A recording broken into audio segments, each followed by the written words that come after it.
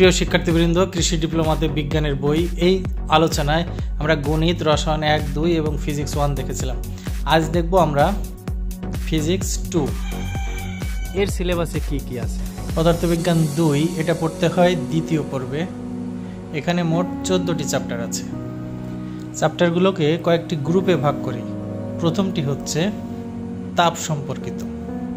এখানে আছে থার্মোমিতি, বস্তুর উপর তাপের প্রভাব, তাপের প্রকৃতি ও যান্ত্রিক সমতা, যেটাকে তাপগতিবিদ্যার প্রথম সূত্র বলা হয়।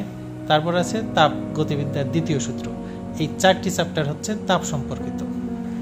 এরপরে রয়েছে তড়িৎ সম্পর্কিত, যেখানে আছে মাত্র 2টি চ্যাপ্টার, স্থির তড়িৎ এবং চুম্বকত্ব। এরপরে রয়েছে আলো সম্পর্কিত।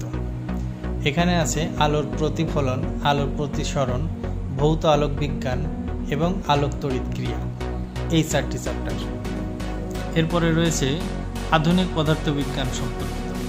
এখানে আছে 3টি চ্যাপ্টার, নিউক্লিয় পদার্থবিজ্ঞান, আধুনিক পদার্থবিজ্ঞান, আপেক্ষিক তত্ত্ব ও জ্যোতির্বিদ্যা। এই মোট 14টি চ্যাপ্টার রয়েছে পদার্থ 2-এ।